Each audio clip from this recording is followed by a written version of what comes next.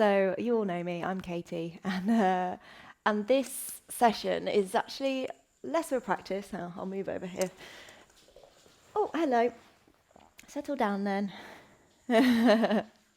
So this class today is less of a yoga practice and more of an educational session. So I think it's only going to be about 30 to 45 minutes. So if anyone has any questions as we go along as well, just feel free to just ask me as we're going along. Because this is a chance really for you guys to develop your practice and just understand a bit more about the postures. Because a lot of the time, really, we're practicing online, and I know a lot of you do the classes on catch-up, and it's one-way video most of the time. So I don't necessarily get to see and offer you personalised feedback for your practice. So this is really an opportunity for you guys to ask questions and explore the poses a little bit deeper. So I hope all of that sounds good. The poses that we're going to cover off today are our Warriors 1 and 2, a Downward Dog, and Pigeon Pose. So if we have a bit more time and you guys want to learn a bit more about any other postures or you have any other general questions, you can ask me as well at the end. Does that sound okay? And everyone can hear me all right? Yes. Yay, okay. So we'll get started off with our Warrior 1 then. So I'm not going to ask you guys to push yourself into like really deep variations of these postures. So I haven't done any warm-up on that basis. But if you feel like you want to do a bit of jogging on the spot or a couple of sun salutations to get yourself warmed up, if that helps for you, then by all means, just go ahead. So in our Warrior 1, what I'll do is I'll demo and give you guys a couple of points of reference to some common mistakes that I see and some alignment cues, and give you an idea of whether I think those alignment cues are good or bad or indifferent. So with our Warrior 1, this is the one where our hips are square to the short side of the mat. And we have one foot in front of the other, and we bend through the front knee. So can everyone just find a Warrior 1 sort of positioning with the legs?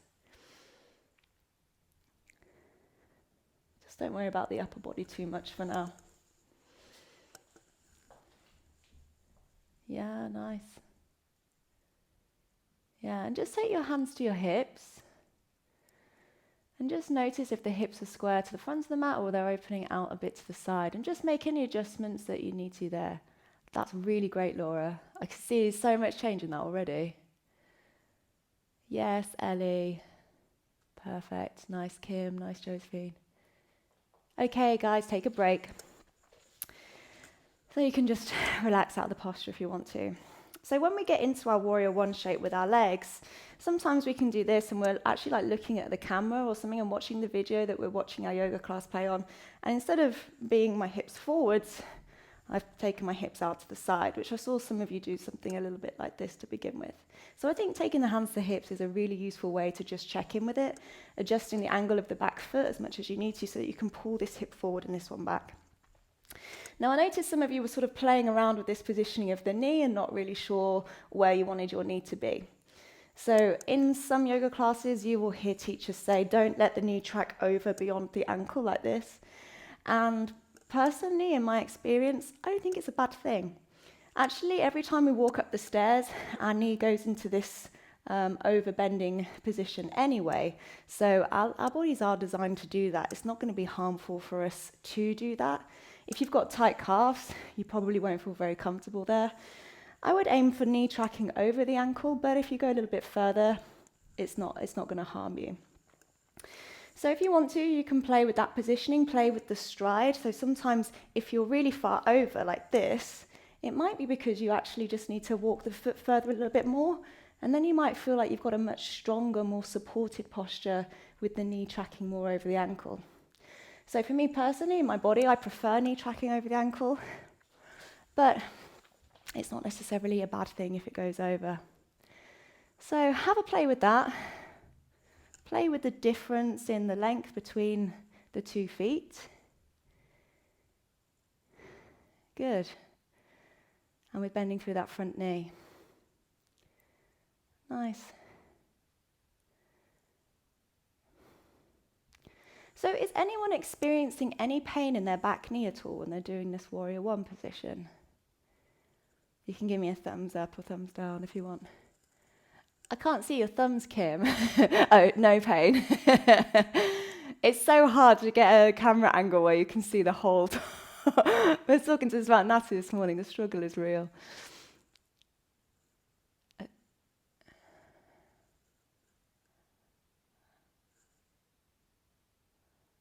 Okay, so some people will start to feel a bit of pain in the back knee here.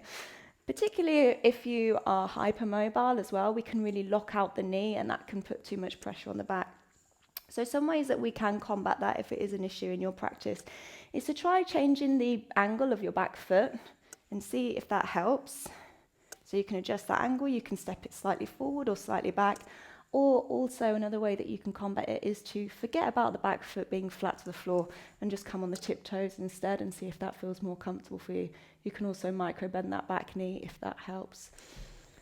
So throughout our yoga practice and our whole yoga journey, our practice can actually change quite a bit as we go through different things, as we become injured over time. So it's good to know how to kind of just tweak our poses as and when we need to.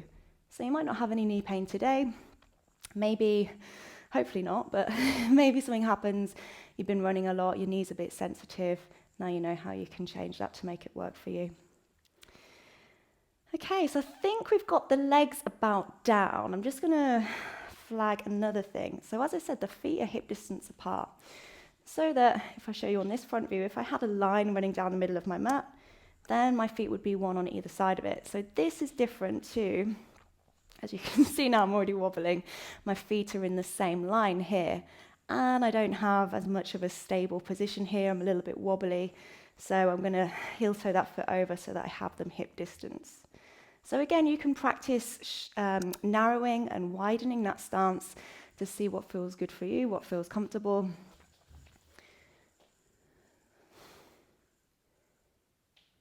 Good, good. And you can try this on both legs as well.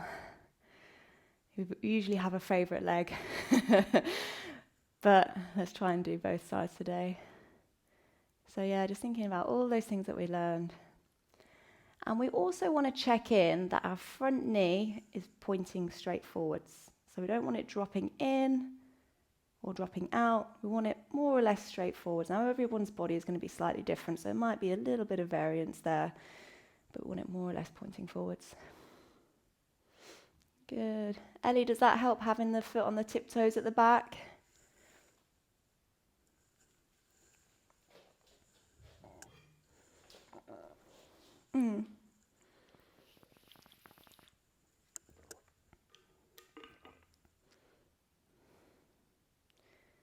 Okay.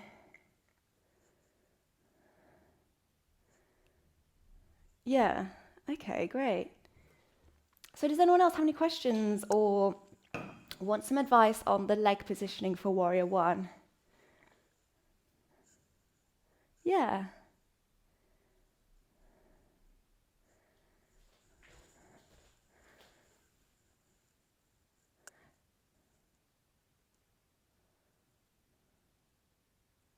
Okay. Yeah. So it's your back leg where your hamstring is tight. Yeah, so when we have our back leg, I mean, normally the back leg will be straight in a Warrior One. And if you have tightness in the calf as well, you might start to be pulling here that's going to try and overcompensate for that tightness that you're feeling in the calf muscle as well, potentially. I don't know exactly without digging a bit deeper, but does that make sense? So your calves a bit tight as well? Yeah, so a way to kind of get around that would be to work in your own practice into giving a stretch out into your calves more regularly. Again, coming up on your tiptoes, that can alleviate some of that stretch because with the foot down, we're really lengthening and pulling through the back of the leg. So on the tiptoes can start to make that feel a bit more comfortable, but also, yeah, working into that calf flexibility will help and working into your hamstring flexibility as well.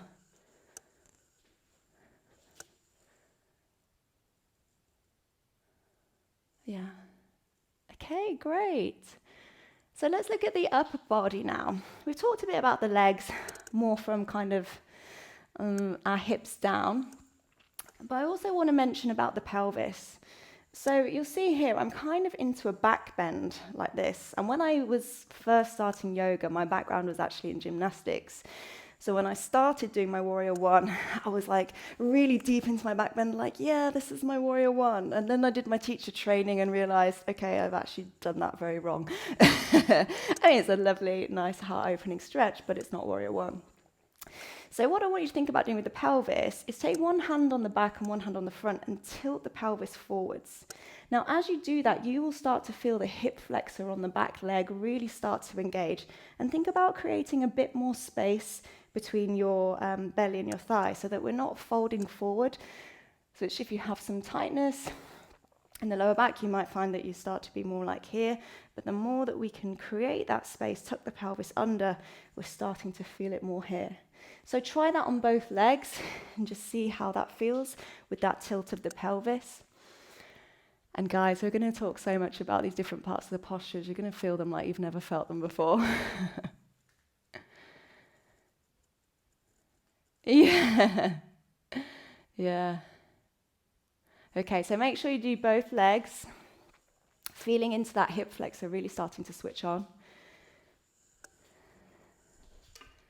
Looking good, looking good.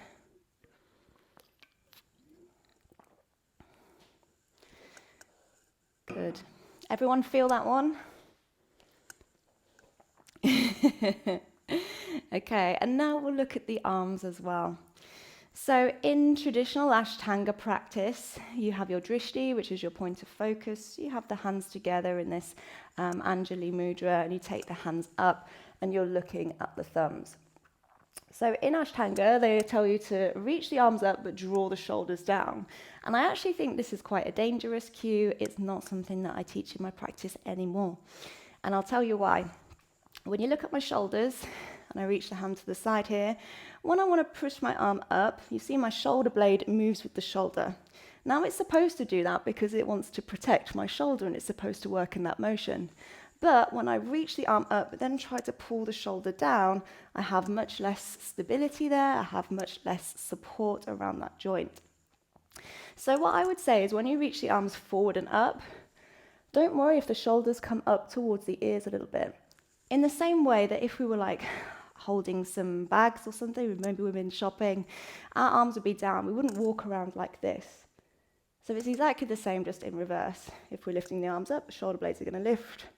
We're not going to bring them down. And I did suffer a shoulder injury, and I'm pretty sure it's because of that yoga cue. So that's why I don't teach it. So with the hands, you can either have the hands together and we press the little finger edge of the hands together a little bit more. And as you do that, you'll start to feel here kind of switching on even more. But if your shoulders are tight and you want your hands shoulder width apart instead, then you can take this position. So I want you to find that positioning with your legs, find your Warrior One, we're going to do both sides, and just play with the positioning of the arms. If you're lifting the arms up, start to make sure you're not relaxing the shoulder blades away from the ears. You can have the hands apart, you can have the hands together, and if you have the hands together, pressing little finger edge. Good. I think you can maybe take your stride a little bit wider, Kim, actually. Maybe shuffle that back foot back a little bit. Good.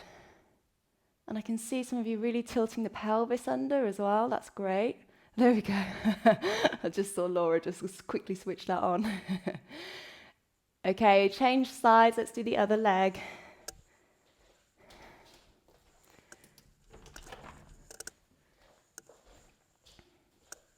How are your arms feeling, guys? You're starting... Yeah. And it's these very subtle changes that really make our whole posture feel so different. Okay, take a break. Give your arms a bit of a shake. Wiggle your legs. So I think that's about it for Warrior One. Did anyone have any questions on Warrior One that they wanted to cover off before we move on to Warrior Two? Did anyone learn anything about their Warrior One? Yeah. Yay.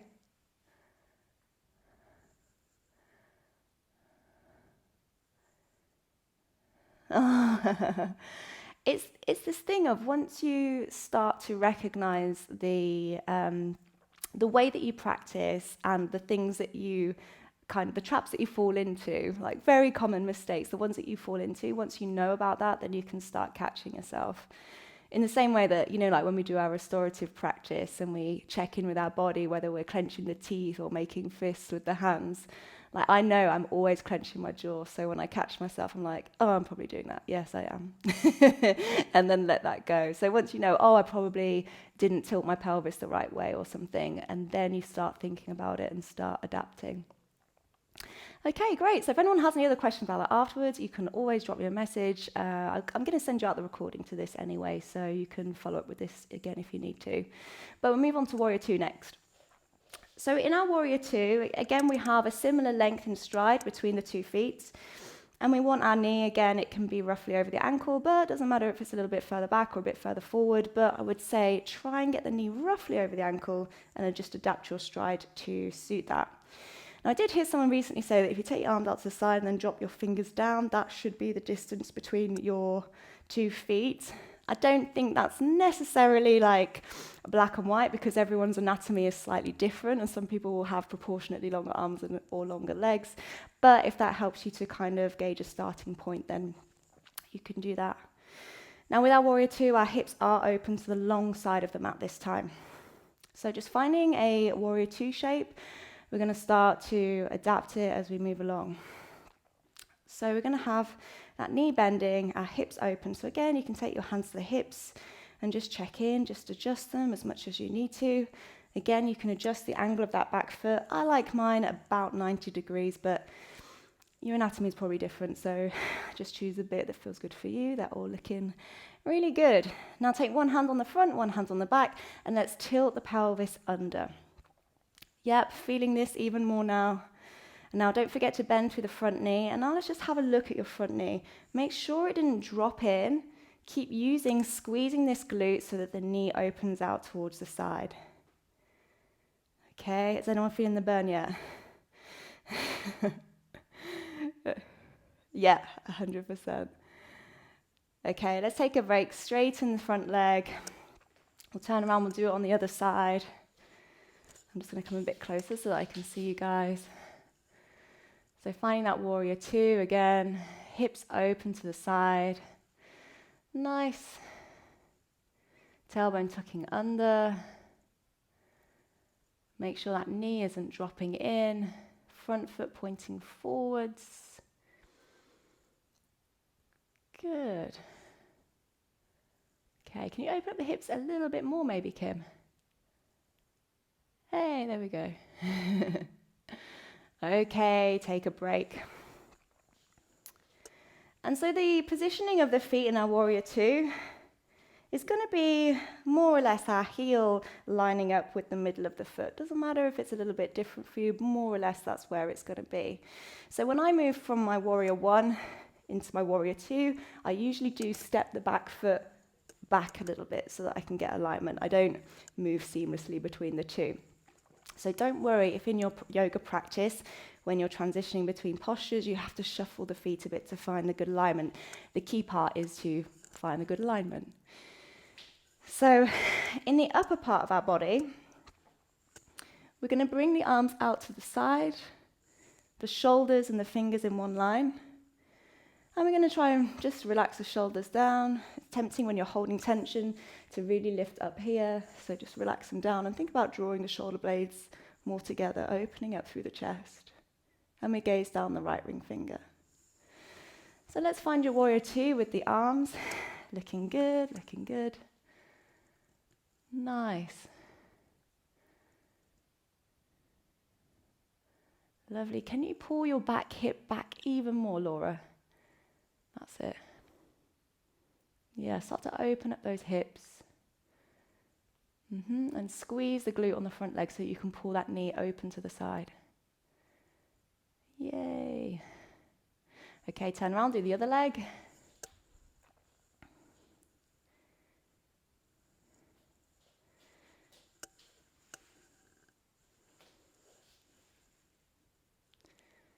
So all the things that we've learned so far, we're applying them here, taking the hands to the hips, checking the hips are nice and open, tailbone tucking down, front knee isn't dropping in.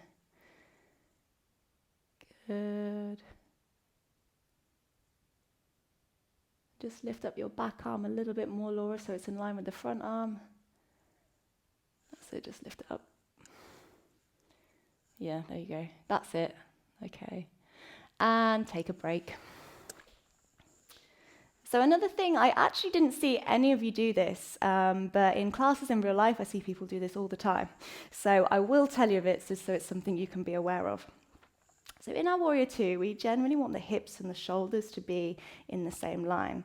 Now, often I see people do something like this, where they're working into their Warrior 1 over here, or even working into it over here. And they say if you're over here, you're too much in the future, and if you're here, you're too much in the past. So we try to stay in the present moment.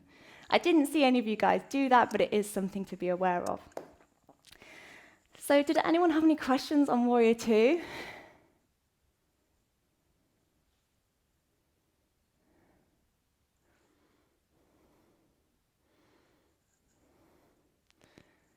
Yeah.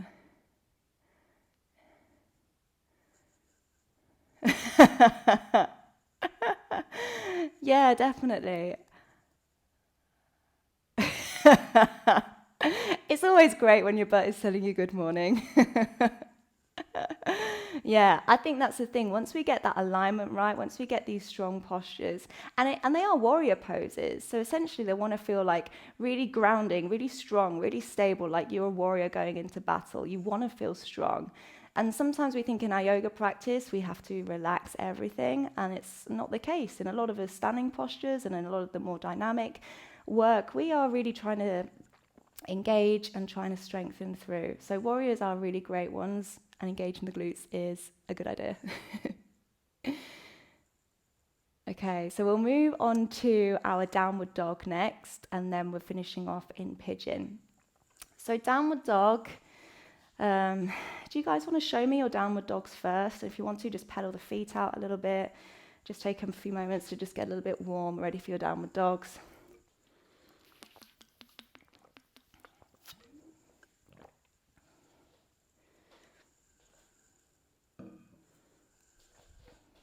Nice.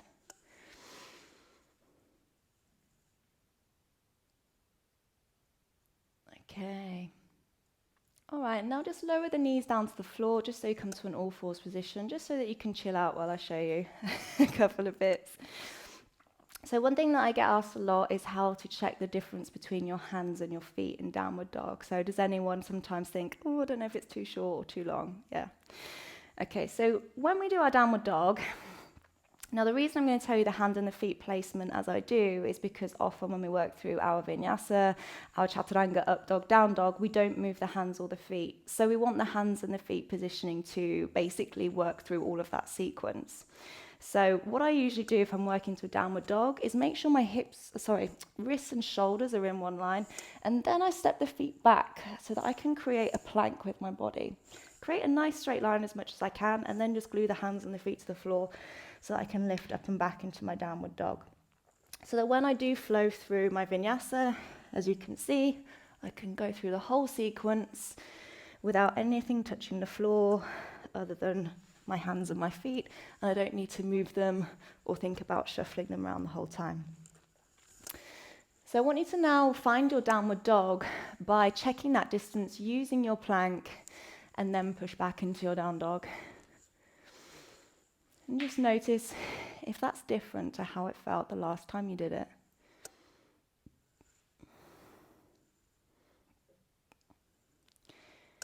Good, you can still pedal through the feet, you can still definitely bend the knees.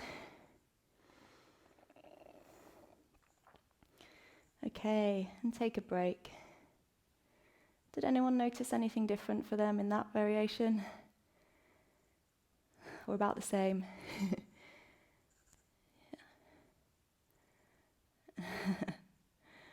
Okay, so next we're going to look at the upper body.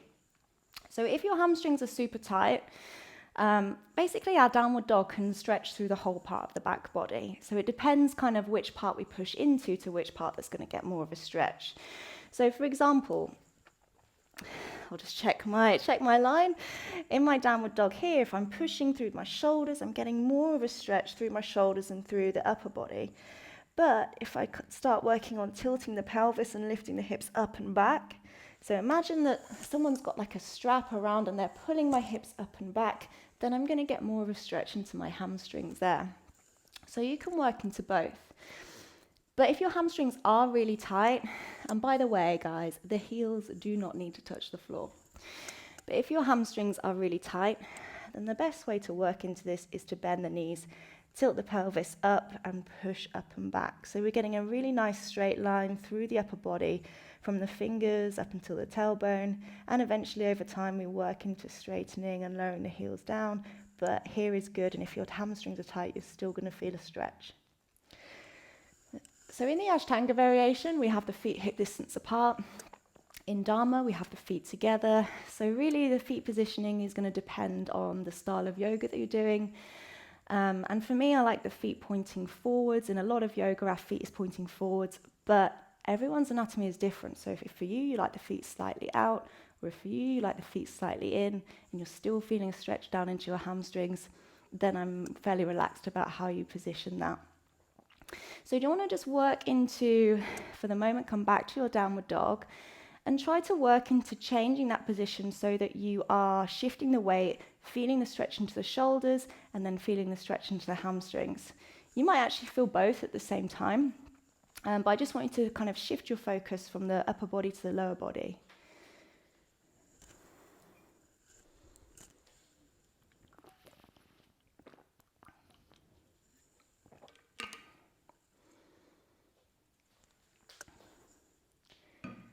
And you can try with the knees bent as well, thinking about bending the knees, tilting the tailbone really up high towards the sky.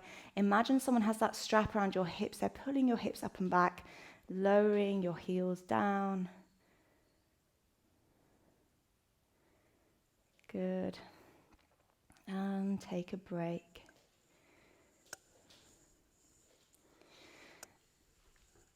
And so now we'll talk a bit about the upper body as well, and I'll show you kind of the straight-on view while I'm talking so that you can kind of get more of an idea of what I mean.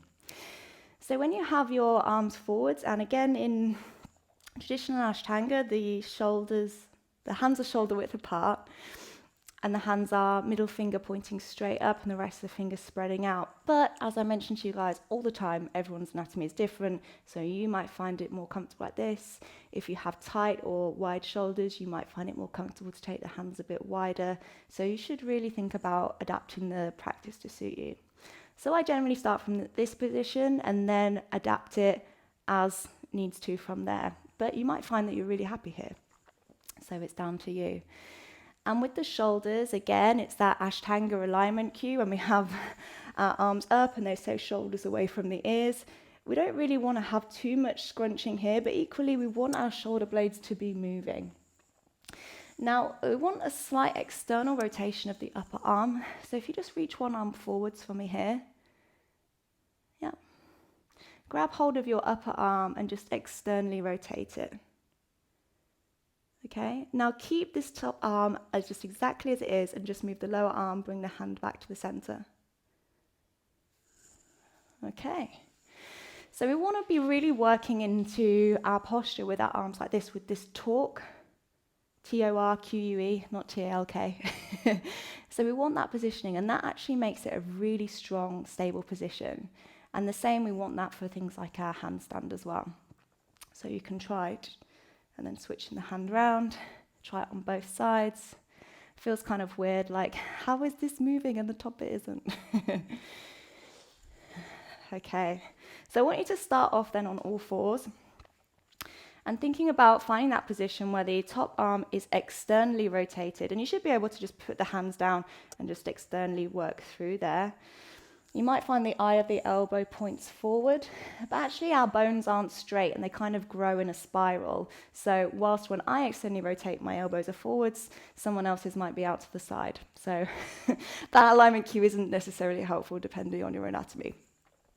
But find that position there, externally rotate, and I want you to think about pressing up through the shoulder blades. Okay, so we have kind of, instead of sinking down here, we're pushing through. We've got a really strong, stable base for us to start off with. Then we're tucking the toes, then we're lifting up and back and just keeping all of that strength, all of that support, all of that stability into the shoulders as we move up and back. Okay. And again, if you feel like for you, you want to adjust the positioning of the hands, just moving the fingers out towards the side a bit more, widening that positioning if you want to.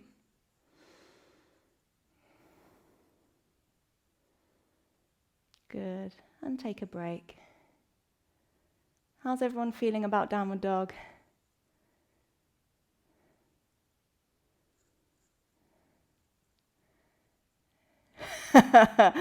Everyone at once. Is that good? So how's everyone feeling then? Good? Better? Yay. Do you feel like you're into your wrists? Yeah. If the wrists are sore as well, if you're having a particularly hard time with your wrists, you can do a variation of your downward dog on the forearms, which takes all the pressure off the wrists, and it can be a good one to work into if you're working with a wrist injury or your wrists are particularly sore that day. So it's our Dolphin Pose, and I'll just show you that one quickly as well. It's actually also a really great pose for building strength into the shoulders. So you're working into here, and you're trying to, again, sort of engage so that you can lift up out of the shoulders. You see the difference between being here, when my head is really close to the floor, to lifting out. So you can try that one as well, and there's no pressure through the wrists.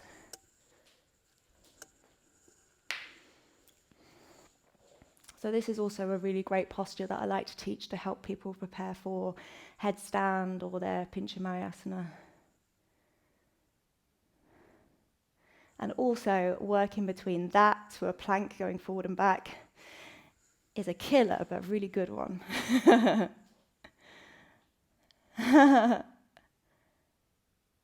Okay.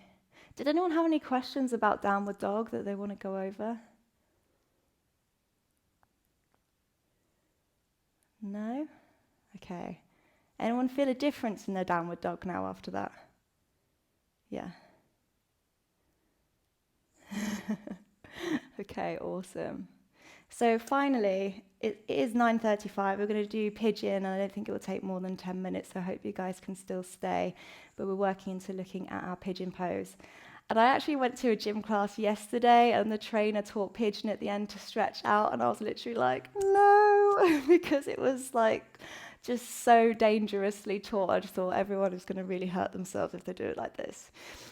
I've got a lot of opinions on Pigeon Pose, so I'm really glad that you asked me to cover this one off. And I'm going to give you guys loads of different options as to how to make it work for you. So I'll start off by building it up, and if as I'm going along you want to try these postures out and feel them in your body, go ahead, but I'm not going to stop and tell you because I think we're running out of time, but just kind of follow along as we go. In Pigeon Pose, people always ask me, does the shin need to be parallel to the top of the mat? And it 100% does not. And it's not going to be possible for everyone to do that. So when I said this posture looked really dangerous yesterday, basically this guy had his leg parallel here, his knee was up, his hip was up, and he was kind of no stability, no support there, and just kind of collapsing into it. We want to work into a place of flexibility where we have the strength to support it, and we want to be working, particularly if it's more of a yin style practice, at a point where we're not tensing everything up and feel like we're going to die in our bodies. We want to be gently easing into it. So a place where we can still breathe, we can still maintain a steady breath, and we're feeling a stretch, the sweet pain of yoga, of getting more flexible, but we don't feel like we're going to snap our leg off or break our hip. So yes, the top leg does not need to be parallel to the top of the mat, and we can adjust it to make it closer or further away as suits us. Some people will be over parallel. So for me, I come here and now I'm just working to a place that just doesn't suit my body at all. I'll bring it closer, and about parallel is right for me, but may not suit everyone. So you're finding this position with your front leg, and for some people you may start rolling over onto the hip that the front leg is on. And if that's you, you can start to lift up and maybe take a block underneath your front hip so that you can add a bit of support there and you can create more of a square hip so that you can fold forwards from there. So we can try the traditional variation of our pigeon pose with the back leg straight. Just adjust the angle of the front foot. Now prop up that front hip if you need to. Good. And see if you can tuck the toes under on the back leg. Yeah. So if your toes can touch the floor, then your back leg is going to be rotated the right way. If when you bend your toes and they're coming out towards the side, maybe you need to rotate that back leg, drop the hip under. Okay. Can I check, is anyone feeling any pain in the front knee or the back knee in this pose? Awesome. Sometimes people will ask me what the cue is about flexing through the front foot to protect the knee. So while I talk you through that, you can change and do the other side. So this alignment cue, I mean, none of you are feeling pain in your front knee, so I'm fairly relaxed about whether people want to flex the foot. Actually, in some articles that I've read, that alignment cue will only help about like 2% of the population. But it doesn't harm if you do it, so I'm relaxed about which one you choose to do. Okay, folding forwards once you've found that alignment, playing around with how far the knee is out towards the side as well. That angle of the shin, and please don't worry if one side feels quite different to the other as well. If you haven't tried with a brick under your front hip, try with a brick under it or a bolster, try get some support. Just feel into that pose. And then whenever you're ready, you can take a break. Good. So in the yin style of yoga, we call our pigeon pose our sleeping swan, and there's also another variation of that pose called deer. So in deer pose, the front leg is exactly the same, but the back leg, instead of being straight out behind us, is out towards the side, and it might be with the shin more closed, it might be with the knee further back, it might be further forward, depending on your anatomy. So you can also try your deer pose and see if that's one that works for you. Maybe you get a better stretch in your front leg, maybe it's worse, but at least you have an option that you can choose a pose that better suits you. Now in our pigeon, often we're taught to fold straight forwards, but for our anatomy, we might find that we get a better stretch if we come out towards the side one way, or if we go to the side the other way. So I want you to just play with that practice and just feel into it and see what works best for you.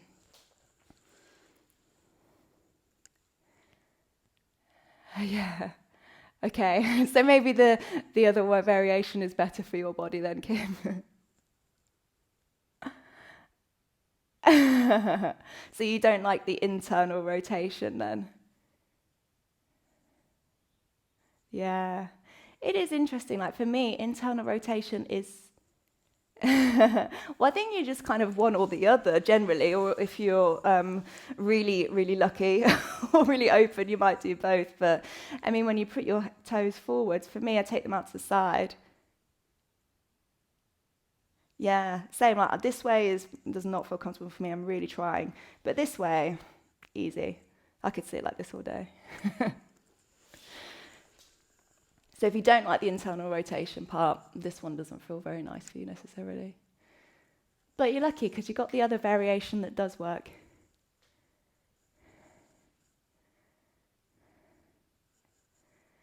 And that's really great because, yeah. But that's great because we explore the different parts of the practice, we understand the ones that work for us, and for the postures that don't work, we know how to modify them. So we work into our pigeon, and we can do that variation that we just did the more traditional way, but also we can do our pigeon laying down. So we can move onto the back, and we can cross one ankle over the knee, and either stay here and use the hand to help open the knee out towards the side, or interlace the fingers around the back of the knee and start to pull in. And again, this posture, it doesn't need to be very linear, very straightforward. You can take it out to one side, you can take it out to the other side, and just work out where you're getting the best stretch for you. And our target area is this glute of the leg that we're crossing over. So hopefully Natalie's glutes are still saying good morning. Oh, it's so nice, isn't it? Yeah. And then from here as well, if you're feeling bendier or you want to work in towards your leg behind the head, you can progress it up, and I'll show you how we work into that as well. So with the top leg, we take our fingers, interlace them and take them around the outer edge of the foot and start to kind of, instead of the leg being so bent, we start to open it up a bit. Maybe it helps if I show you this way. So instead of here, we kind of open it out this way a bit and pull the foot towards the face and the face towards the foot. We can work in like this, or if you're working towards your foot behind your head, then you thread the arms through, holding on, and start to think about taking the knee behind the shoulder and then crossing the ankle behind the head. So as I said, I know we haven't done much of a warm-up into the practice today, but it's just something if you want to work into it when you are warm. And we're going to change the leg as well, so make sure you do both sides.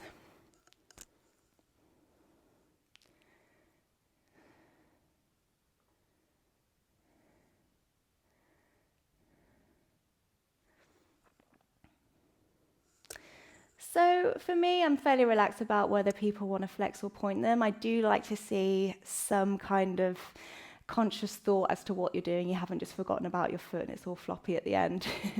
And it's the same rationale as that alignment cue of flex the foot to protect the knee. It probably actually doesn't make that much difference for a lot of people. I quite like that posture with a flexed foot, but whatever feels better for you.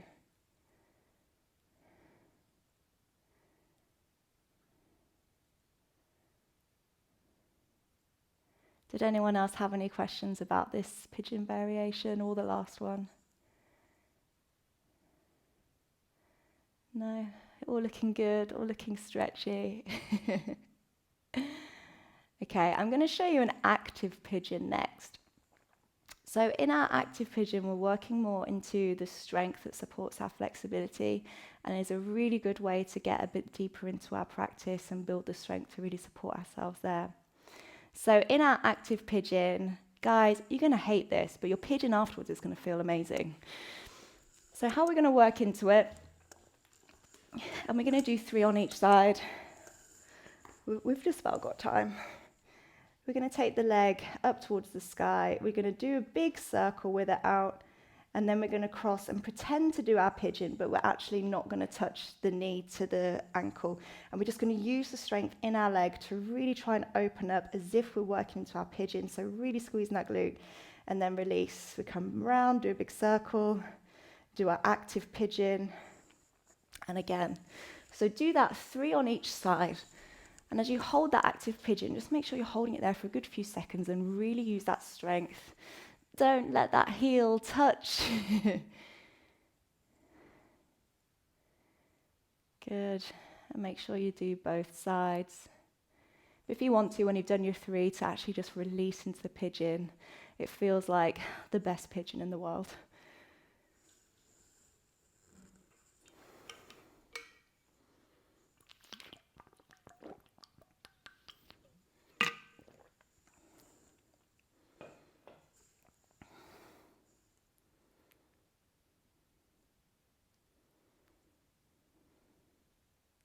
If anyone wants to shout out any questions or any comments on this while you're there, then please do.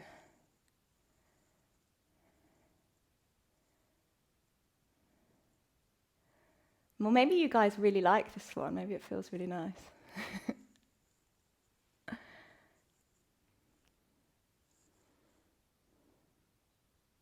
Okay.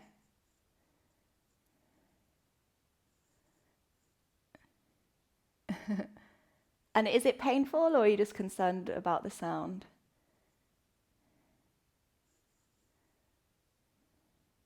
Okay. So sometimes the kind of crunching and cracking sound can be more like air moving around. If it's not painful, I wouldn't worry about it. If it is painful, then you can start working on maybe building up the strength around that area, or if it's kind of becoming a problem, I would probably see a physio just to check it out. But yeah, if it's not painful, I wouldn't worry about it.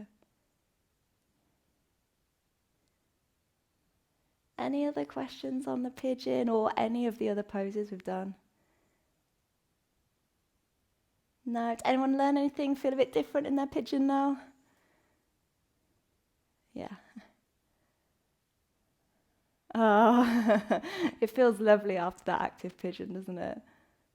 Yeah. Oh, great.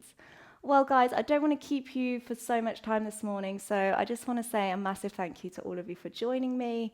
And if you enjoyed it today, let me know if you'd like me to run more of these in the coming months where we can cover off different postures. And if you had a good time, please do share something on Instagram and tag me in it. And I will see you guys really soon, I hope.